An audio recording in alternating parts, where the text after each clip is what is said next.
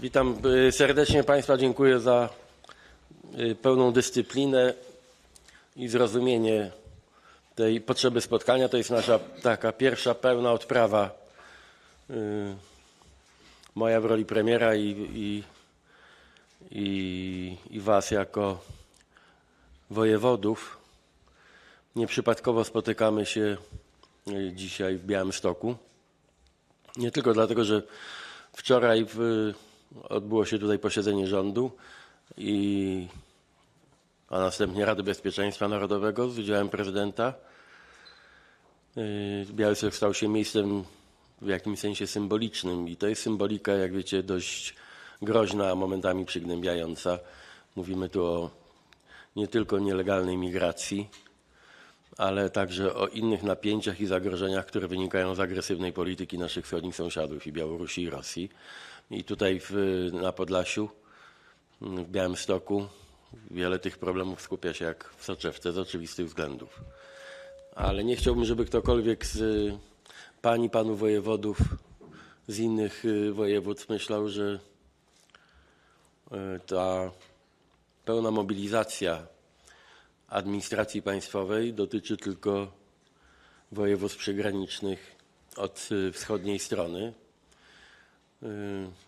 Dzisiaj z samego rana odwiedziłem wspólnie z panem ministrem Siemoniakiem także miejscową delegaturę Agencji Bezpieczeństwa Wewnętrznego.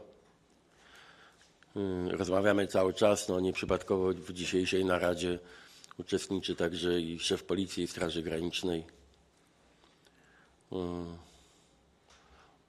Sytuacja jest tego typu, że wymaga pełnej koncentracji ze strony waszych urzędników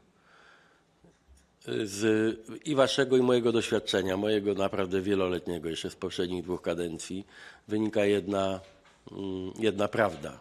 I pan minister Siemoniak dzisiaj przypomniał mi tę naszą refleksję z czasów dramatycznych zdarzeń sprzed wielu lat, że wojewoda sprawdza się w sytuacjach kryzysowych, że wasza misja, wasza służba nie polega na rutynowym administrowaniu od pierwszego do pierwszego, tylko na nieustannej gotowości do reagowania na sytuacje kryzysowe. Do niedawna mieliśmy do czynienia z sytuacjami kryzysowymi przypadkowymi, związanymi z wydarzeniami pogodowymi, powodzie, podtopienia, wypadki, katastrofy, zdarzenia dramatyczne, ale nie ciągłe. Dzisiaj musimy sobie zdać sprawę, że w związku z wojną w Ukrainie i agresywną polityką Białorusi na granicy mamy do czynienia z realnym zagrożeniem związanym z nie tylko dezinformacją, atakami cybernetycznymi, ale także już bardzo fizycznymi aktami sabotażu i dywersji na terenie całego kraju. I dlatego tak ważna jest wasza dzisiaj tu obecność, żebyśmy sobie bardzo mocno, jednoznacznie powiedzieli, że dzisiaj być wojewodą znaczy co innego niż kilka lat temu. I że musicie być gotowi naprawdę do bardzo wytężonej pracy w zakresie szeroko pojętego bezpieczeństwa. Dzisiaj nie może być innego priorytetu ani dla władzy centralnej, dla rządu, ani dla Unii Europejskiej, ani dla władz regionalnych, lokalnych, państwowych, samorządowych niż szeroko pojęte bezpieczeństwo. Tutaj na Podlasiu widać to z wyjątkową ostrością. I nie mówimy już w tej chwili o ćwiczeniach czy o lekcjach z teorii zagrożeń.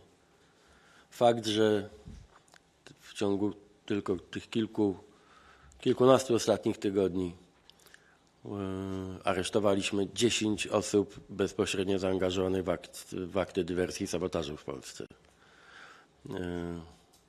I że mamy powody sądzić, że to nie są ostatnie tego typu zdarzenia. To pokazuje,